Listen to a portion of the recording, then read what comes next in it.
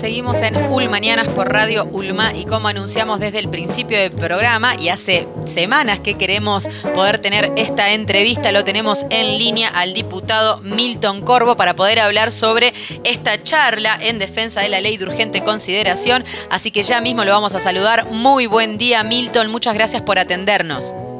Buen día, muchas gracias a ustedes por llamarme y por comunicarnos y permitirnos expresarnos sobre este tema. Milton, ¿desde dónde nos estás hablando en este momento? No, te estoy hablando desde Rocha, de la ciudad de Rocha. Muy bien, le mandamos. Vinimos ayer de la capital, de cumplir tareas legislativas en comisión y bueno, hoy estamos acá en Rocha. Le mandamos un abrazo a toda la gente de Rocha que está ahí prendida a Ulmanianas.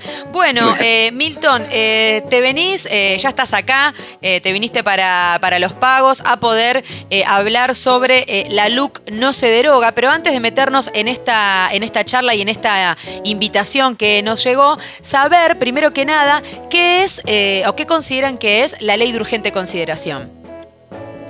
Bueno, la ley de urgente consideración, un poco con algunas consideraciones previas, lo que es entrar en el centro de la ley y los artículos que se pretenden derogar.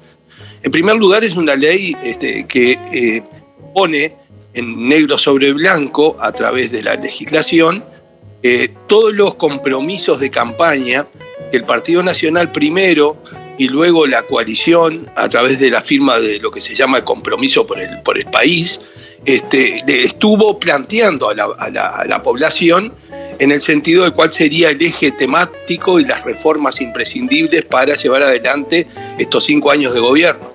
O sea que, primero que nada, es una ley que recoge un compromiso con la gente, que a su vez ese compromiso con la gente recoge inquietudes populares que la gente a lo largo de las recorridas que se hicieron por todo el país fueron manifestando, sobre todo en algunos temas básicos, como después vamos a entrar, el tema de la seguridad, el tema de la educación, el tema de algunos derechos que estaban conculcados y que acá se pretende asegurar.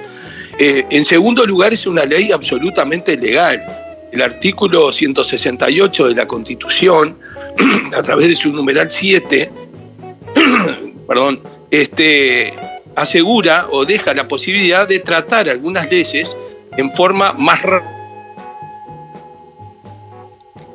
A ver, allí se nos cortaba justo la comunicación con el diputado Milton Corvo, que nos estaba explicando lo que es, lo que significa o cómo se genera, cómo se crea esta ley. Creo que se cortaba. Ahora sí te tenemos nuevamente, Milton. Bueno, no sé en qué parte me quedé porque...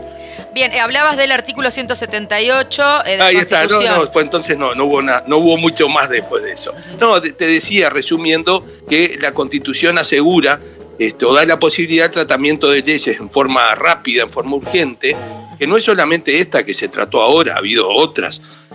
Y hay también algunas leyes que se hacen, el presupuesto nacional se trata con un plazo determinado, con un trabajo muy intenso, con plazos cortos, las rendiciones de cuentas también. De manera que es un mecanismo que se eligió porque se quería tener al inicio del periodo de gobierno algunas reformas o algunas bases legales que permitieran cumplir con esos compromisos que yo te decía. Uh-huh. Y en tercer lugar, en estas consideraciones previas, es una ley que, por más que el Frente Amplio y el PCNT dice que recorta derechos y libertades, nosotros estamos convencidos de lo contrario. Y de algunos temas lo vamos a hablar después. Esta ley asegura libertades y genera más libertades a la gente y a los agentes públicos que actúan en las diferentes esferas del gobierno nacional. Uh-huh. Milton, mientras vas hablando, voy tomando nota para hacerte algunas consultas. Bien. Porque una de las polémicas, dentro de las tantas polémicas, es que sean tantos artículos denominados como urgentes, ¿no? Y que desde la oposición a la ley de urgente consideración se dice de que, pero si es de urgente consideración no pueden ser tantos artículos. ¿O son todos esos artículos realmente urgentes? Bueno, obviamente que no, que hay artículos que son más urgentes que otros. Uh-huh. Yo te diría que los que se pretenden derogar eran urgentes. Eran tan urgentes que empezaron a dar frutos, sobre todo en la parte de seguridad. Uh-huh. Pero obviamente que puede haber artículos que no sean tan así. Es lo mismo que el presupuesto nacional. El presupuesto nacional tiene un montón de artículos, más que estos, muchas veces, y no todos son vinculados directamente al presupuesto, sino que se aprovecha esa ley para poner algunos artículos que se discuten naturalmente, no es que no se pueda discutir en todo esto. De cualquier manera, el tema acá de la urgencia era fundamentalmente porque había que empezar un periodo de gobierno. Y estos temas que se plantearon ahí, como decía al principio, son temas que se plantearon durante la campaña electoral y que la gente los tomó como tales y por eso votó al Partido Nacional primero y a la coalición y al presidente Luis Lacalle después. Entonces se necesitaba tener rápidamente esa base legal para empezar a gobernar sobre los parámetros legítimos que se habían planteado. Acá no se ocultó nada. Los temas que se plantearon en la ley de urgente consideración llevaban un año en la campaña previa debatidos, puestos arriba de la mesa, posteriormente también en lo que fue el mes de campaña para el balotaje se volvieron a plantear la mayoría de estos artículos, de manera que el mecanismo yo creo que no se debería discutir. Yo creo que lo que hay que discutir es el contenido y sobre todo si estos artículos que se votaron urgentes, o muchos de ellos, están dando los frutos que realmente se quería que se dieran. Y en seguridad no hay duda, ¿no? Yo tengo acá cuadros que después si quieres hablamos de la baja de los delitos, que pasan, no son solo por la LUC, naturalmente, pero sí la LUC le dio al policía y a las instituciones de seguridad un respaldo a través de los artículos que no tenía y que le permiten cumplir cabalmente con sus funciones. Con respecto a eso, también para la gente que no está aquí en Uruguay o que nos escucha desde afuera, también para informarse, la ley de urgente consideración está activa en este momento, ¿sí? Para quienes no estaban enterados, y bueno, se busca, por un lado, derogar estos 135 artículos que tú decías que son urgentes, y con respecto a los temas, los grandes temas, que son muchos, y por ser tan extensa también la ley, hay dos puntos fundamentales allí, que es la seguridad y la educación, que tú también los nombrabas, y sí, queríamos comenzar por lo de la educación. ¿Cuáles son, según ustedes, los derechos que se brindan o los beneficios que tiene la ley de urgente consideración para la educación en nuestro país? Bueno, era de consenso de la gente que la educación no estaba funcionando en el país de la manera como realmente se necesitaba y los resultados lo estaban demostrando. Por lo tanto, lo que se hace con estos artículos que están en la LUC y que ahora se pretenden derogar, yo te diría que hay cinco tipos de cambios que generan estos artículos. Un primer grupo son los cambios que se generan en la gobernanza del sistema educativo, que fortalecen la capacidad de decisión del CODICEN, que es el organismo rector. Se sustituyen los que eran consejos desconcentrados por gerencias, por direcciones unipersonales que le dan mucha más agilidad al sistema, porque los consejos son fundamentalmente los que tienen que ejecutar las políticas de educación. Y hay otra serie de cambios básicos, pero que en definitiva lo que hacen es también sacar a lo que son los gremios de la gobernanza de la educación. Nosotros creemos que los gremios, obviamente que tienen todo su derecho a defender las condiciones de trabajo, el salario, todo lo que hace a la parte laboral, pero no pueden participar, pueden asesorar, pueden opinar, pero no pueden participar en la manera que lo hacía una especie de cogobierno con la educación, porque es como si en materia de salud la Federación Médica del Interior, el Sindicato Médico del Uruguay estuvieran integrados al Ministerio de Salud Pública y tomaran decisiones que obviamente hay una conjunción de intereses. De manera que yo creo que lo más importante es eso, ese cambio que genera una mayor autonomía, identidad de lo que es el CODICEN y que permite que las políticas de educación se puedan ejecutar de una manera diferente y sobre todo con un criterio que esté por encima de los intereses grupales o corporativos que pueda haber a nivel de los gremios. Básicamente es eso, se está trabajando en ese sentido. Naturalmente que la pandemia generó con todo lo que fue la suspensión de clases, el tener que legislar o gobernar sobre lo urgente, ahí sí, lo urgente y lo emergente, y no poder hacer política de fondo, pero ahora empieza de a poco a ponerse en marcha todo lo que es la parte de educación. Nosotros estos cambios que se pretenden en la enseñanza generan un marco normativo y funcional que va a permitir realmente encarar los cambios que se necesitan en materia de educación. Milton, y con respecto a esto de sacar a los gremios de la organización y la explicación que tú brindabas con el ejemplo también, sí. De acuerdo a los análisis que ustedes han hecho para realizar esta ley, ¿cuáles, a grandes rasgos, ¿no? ¿Cuáles fueron las complicaciones en la educación de nuestro país que generó esta forma de cogobierno, como vos decías, de los gremios? Bueno, el tema es que bueno, lo que generó después las consecuencias de ese tema de cogobierno son los indicadores negativos o muy bajos en muchas cosas que está teniendo la educación en Uruguay. En eso creo que coincidimos todos, no se puede discutir que se discutirá sobre cuáles fueron las causas y capaz que ahí podemos tener alguna diferencia, pero sobre las consecuencias y la necesidad que el sistema educativo uruguayo necesita una reforma total, ayornando a los nuevos tiempos, con cambios realmente profundos, eso no puede discutirse.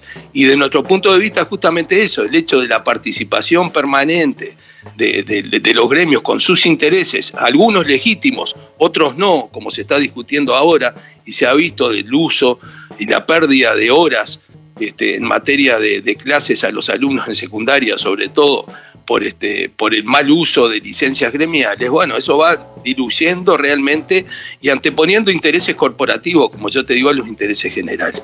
Por eso es necesario encarar distinto. Los gremios tienen que actuar en otra manera. Desde el punto de vista técnico, los profesores, los maestros y todos pueden actuar en las...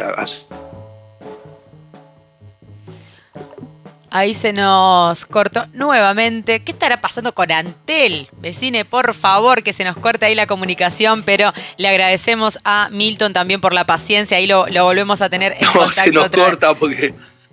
yo te decía que en definitiva, sin entrar en un análisis exhaustivo, se necesita una forma distinta de gobernanza y no ha sido la participación gremial de la forma como se ha hecho realmente positiva para la educación en general, y lo demuestran los indicadores en materia de educación. Milton, ¿cómo estás? Aquí Sol Pitau te saluda. Quería consultarte respecto a esto que vos comentás y algo que también a veces se pone un poco sobre la mesa cuando se habla de la LUC, es que también, digamos, cuando se habla desde el otro lado, ¿no? Quienes están tratando de derogar estos 135 artículos, se habla un poco también de que se quiere recortar también la participación ciudadana.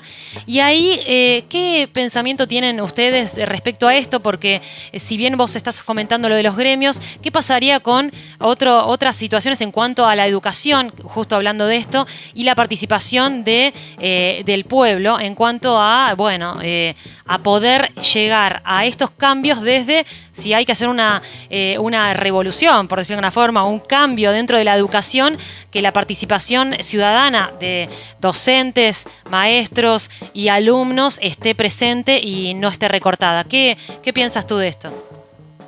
No, yo estoy de acuerdo en que se necesita participación en el ámbito que corresponde, no en el gobierno, sí en las consultas, en lo que significa el asesoramiento, participación en ese sentido sin duda.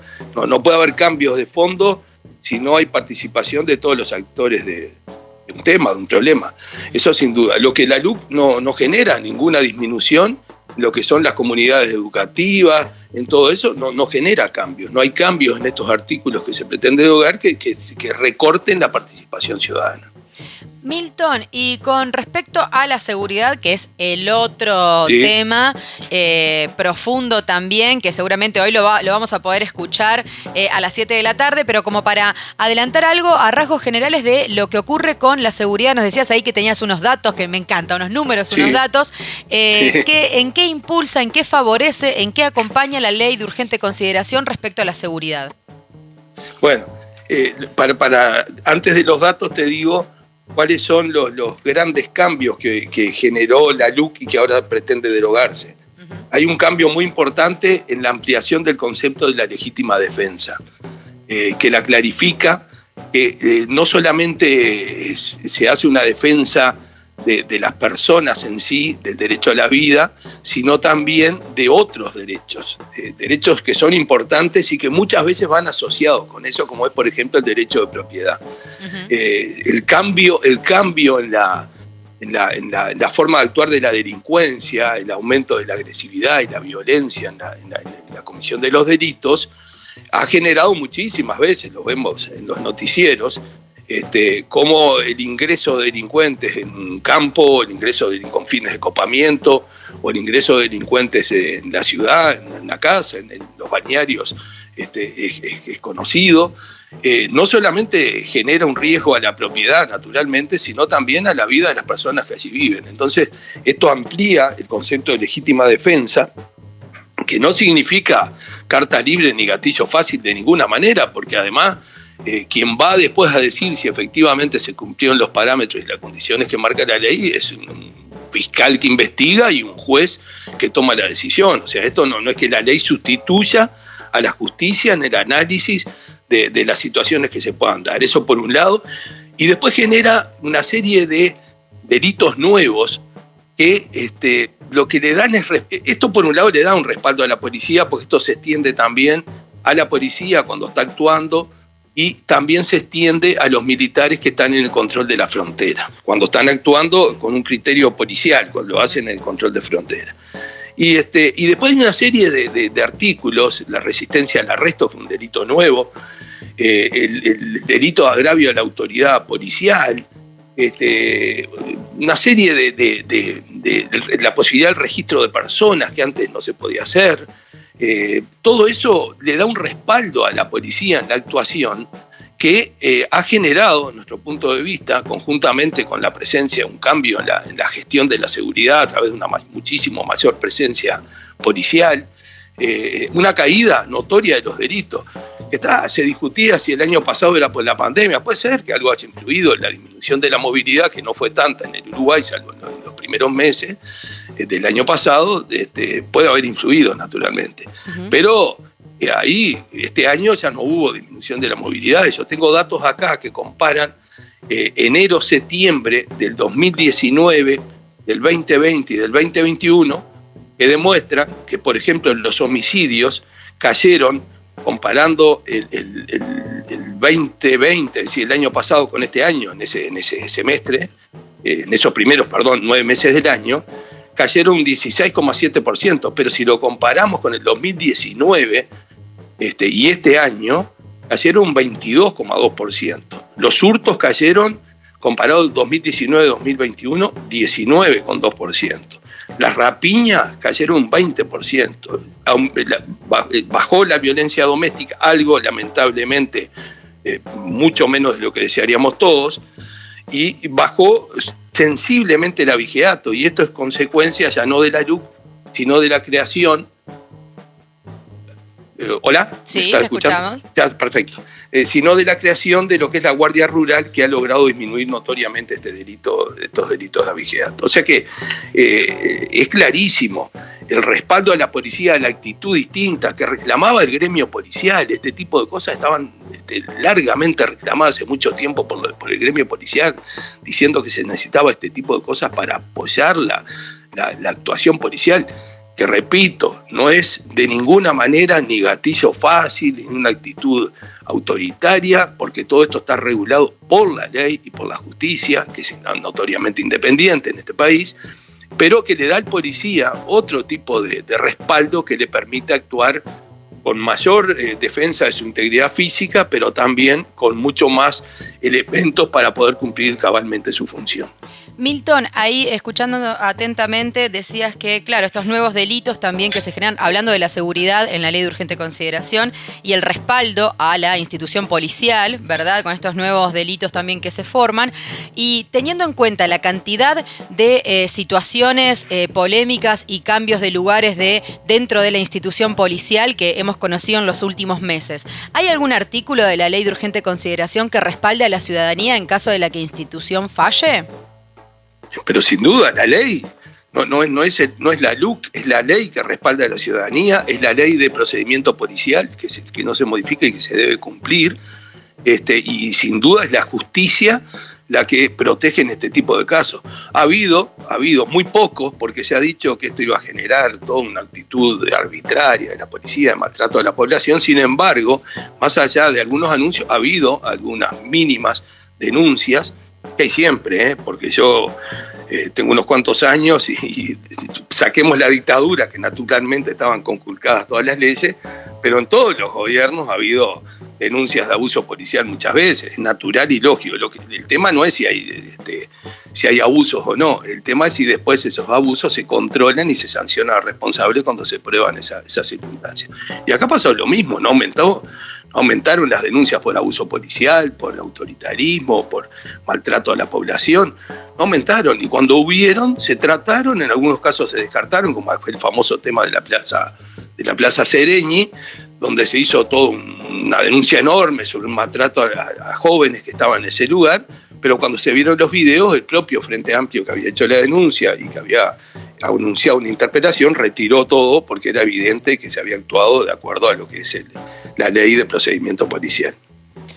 Milton, ¿qué tal? Buen día, acá Martín Speroni te saluda. ¿Y cómo es, qué sentís vos con la situación de generar algún debate con otras visiones, o con gente del Frente Amplio, o con gente que quiera derogar, con representantes que quieran derogar estos 135 artículos, un debate público en el que puedan expresarse en un mismo momento las dos visiones distintas?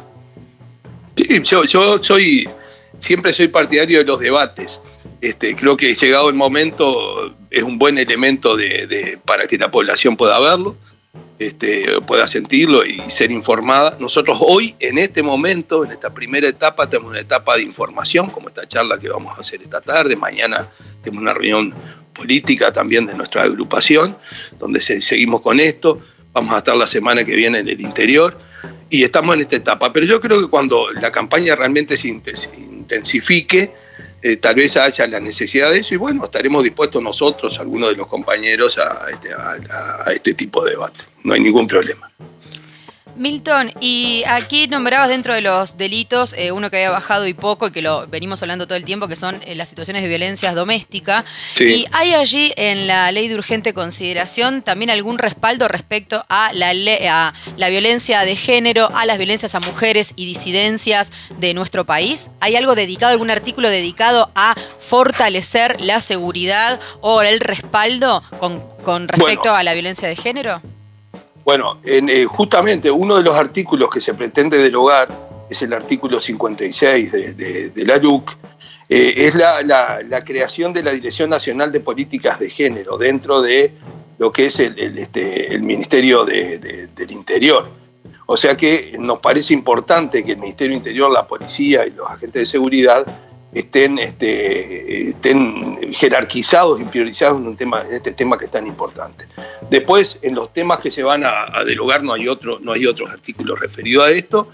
Sí hay temas en el presupuesto, en la creación de algunos juzgados especializados, en fin, y todo un trabajo que está haciendo también de los organismos de tratar de ver este tremendo flagelo que vivimos, y que lamentablemente tal vez veamos solamente la punta del iceberg, porque es notorio que hay dificultades de todo tipo, no del sistema, sino de la propia sociedad en cuanto a blanquear este tipo de situaciones, que por suerte eso se ha venido mejorando sensiblemente, pero que todavía se ocultan muchas de estas situaciones por parte de las familias, de los vecinos, de la población.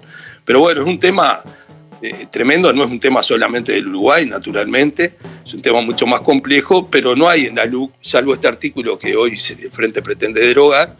Para nosotros lo que hace es aumentar los lugares donde se pueda realmente tratar todo este tipo de temas.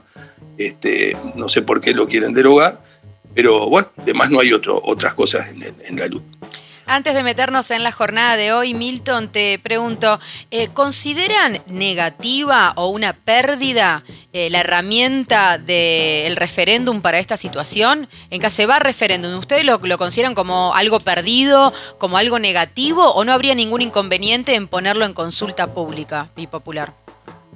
Y que ya está, la población tomó la decisión, los números que se necesitaban seguramente van a estar, porque uno ve cómo se está analizando la firma.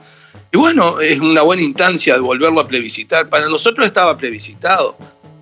porque se planteó la campaña previamente, el Partido Nacional lo votó, la mayoría planteó la mayoría de estos temas, la población lo aceptó, por eso fue el partido más, dentro de la coalición, el partido más votado. Después se planteó a nivel de cuando se hizo la coalición, en ese documento que se llama Nuestro Compromiso con el País, y la gente lo volvió a votar, de manera que, pero está, las instancias de la democracia es así, yo creo que eso no puede discutirse el derecho legítimo a plantear este tipo de temas y hacer que la ciudadanía tome decisiones. Eso no está fuera de discusión. Lo que sí, lo que yo veo y muchos de nosotros vemos, que en el fondo, porque uno analiza a veces algunos artículos y dice, pero ¿para qué se querrá derogar este artículo? La verdad es que no tenemos explicaciones claras. Incluso hay artículos que votó el propio Frente Amplio que ahora se pretenden derogar. Hay 4 artículos, 2 de la educación y 2 de la parte económica, de combustibles, que se pretenden derogar. No sabemos por qué lo votó, si ahora plantea derogarlo. Pero acá lo que hay, de nuestro punto de vista, es, y tenemos que aceptarlo, son las reglas de juego, una especie de elección de medio tiempo o de intermedia, como se hace en otros países, donde lo que se quiere es, se plantea un voto en contra del gobierno.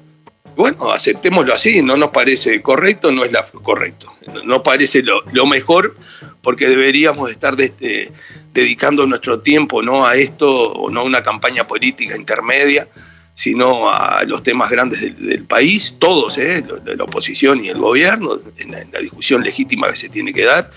Pero bueno, es la situación que hay y nosotros vamos a defender firmemente, no solamente la LUC, sino también al gobierno nacional. ¿Hay algún tipo de autocrítica con respecto a eso? Quizás faltó información en cuanto a el real contenido de esta ley sí. que lleva ahora al referéndum. Tú dices por el tema de las firmas.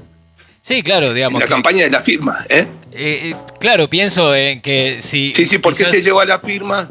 Bueno, ¿y por qué no se hizo campaña en contra de la recolección de firmas? Porque en definitiva no hicimos una campaña por más claro, que no en contra de la recolección, porque bueno, es un... Bueno, digo, es una cuestión, claro, informando para que la gente no tuviera la necesidad de firmar. Claro.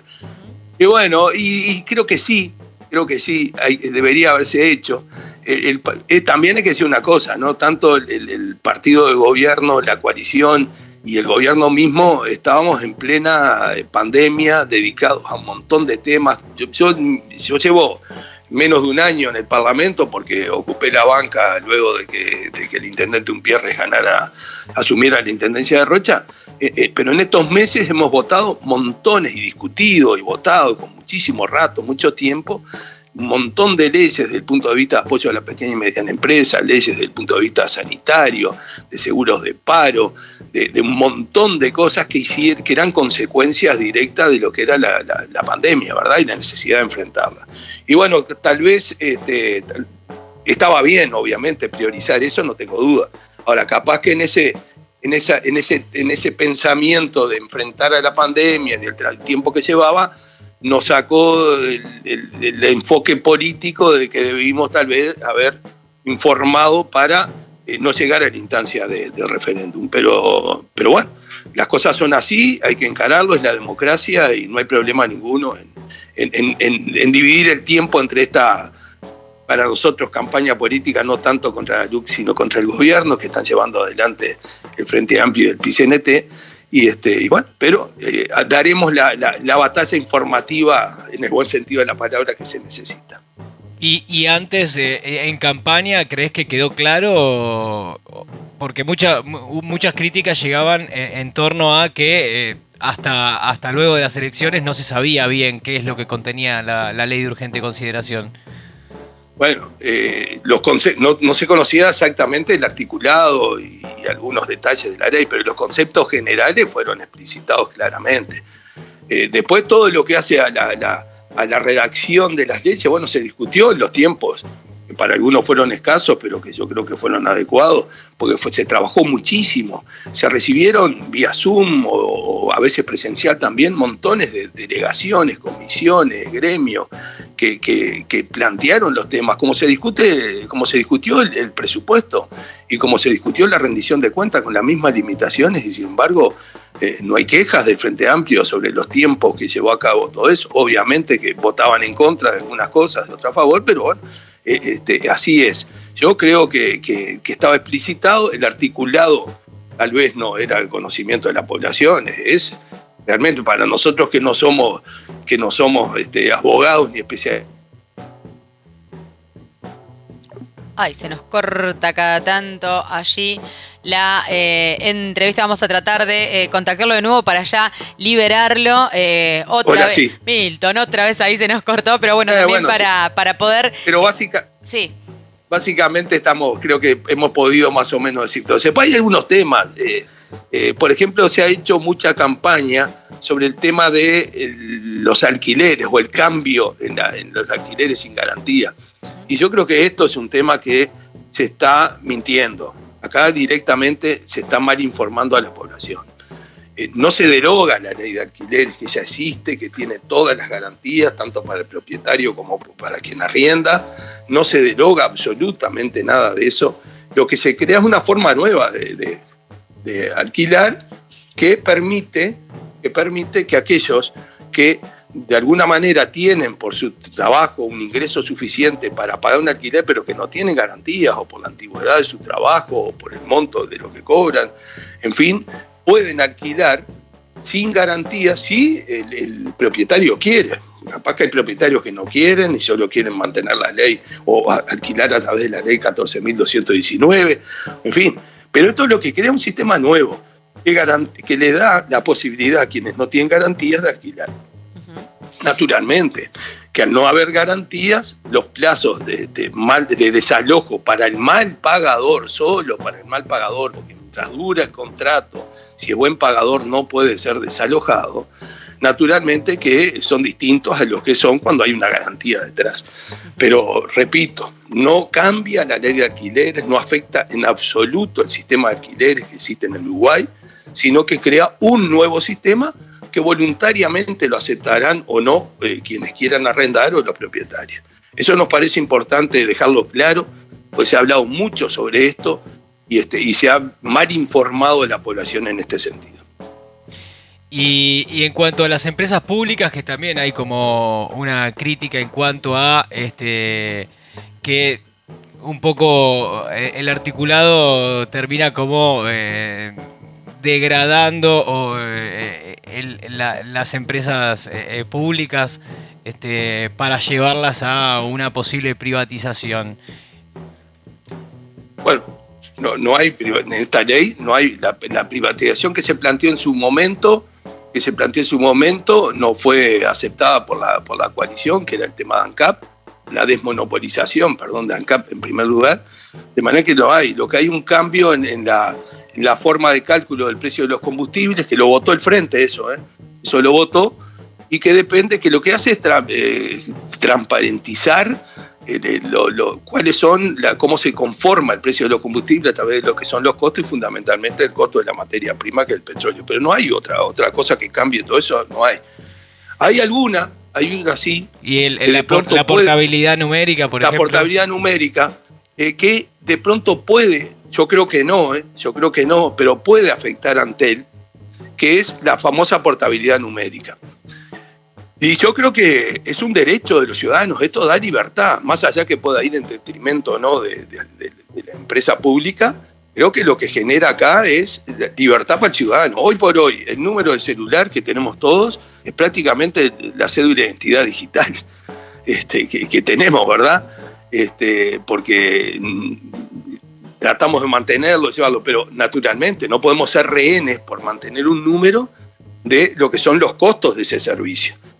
Entonces, si uno quiere cambiarse de compañía, pero mantener su número de teléfono, bueno, estos artículos de la portabilidad numérica, que ahora se pretenden derogar, le dan a la persona la libertad de elegir con qué empresa de telefonía móvil va a contratar sin perder el número de teléfono.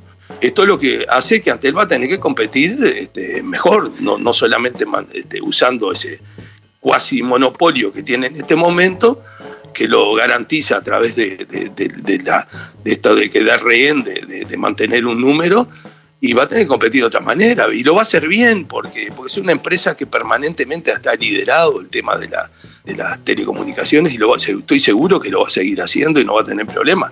Lo pone de cara a una competencia que yo creo que es buena, porque la competencia cuando está bien reglada es buena, porque es buena para la gente, y acá el tema no es si es buena para el Estado, sino si tiene que pensarse si es buena para la gente, para el usuario, y por eso es una de las cosas más que apuntan a la generación de derechos que da la LUC y sobre todo a la libertad permanente que la LUC trata de apoyar en diferentes ámbitos. Milton, sin duda podemos estar hablando horas sobre esto, pero no tengas dudas. Pero para este tema está la propuesta de hoy a las 19 horas. ¿Y cuál va a ser el mecanismo, Milton? ¿Es una exposición o es con intervenciones también, con participación? Y el mecanismo va a ser, obviamente que va a haber una exposición previa para poner algunos de estos temas arriba de la mesa. De todos estos artículos de los 135, creo que nosotros vamos a plantear aquellos que nos parecen que afectan más al funcionamiento del gobierno y sobre todo que afectan a la gente en la medida que se deroguen. Pero básicamente va a ser una exposición primaria y después naturalmente vamos a realizar un intercambio de opiniones o consultas en lo que nosotros podamos contestar. No somos especialistas absolutos de este tema, académicos de este tema, y habrá cosas que nos asesoramos, que consultamos. Este es un inicio de esta serie de charlas. Nosotros ya tuvimos una por Zoom con jóvenes de la coalición, lo hicimos hace unos 20 días, hace un mes ya. Empezamos con este tipo de cosas, fue muy buena, hubo muchísimas intervenciones, planteos, incluso planteos de esos críticos que nos parecen los mejores de todo, donde pudimos confrontar algunas opiniones, porque que estemos en el mismo partido no significa que pensemos absolutamente igual, y eso es lo bueno que tienen los partidos que son abiertos, ¿no? Uh-huh. Y democráticos. Pero bueno, esto es un poco el compromiso, el inicio de todo esto. Después me voy ajustando sobre algunos temas. Vamos a hacer que algunos especialistas en los temas hablen específicamente de temas de educación, del tema de empresas públicas, de economía, en fin, de ese tipo de cosas que son más complejas, capaces para ver cómo se llega a la gente y se informa sobre estos temas. Bárbaro. Milton, entonces queda la invitación, 19 horas, tenemos allí los datos del Zoom y que se habían compartido para quienes necesiten, 092-310-520, se comunican con nosotros y se los compartimos, y quedas comprometido, Milton, cuando estés por Punta del Diablo, que pases por aquí, por la radio. Bueno, muy bien, perfecto, con mucho gusto, pasaremos por ahí. Muchísimas gracias por estos minutos, por la paciencia también con lo de la comunicación y los micrófonos abiertos siempre, Milton. Bueno, muy bien, muchísimas gracias a ustedes. ULMA, Radio Comunitaria Punta del Diablo.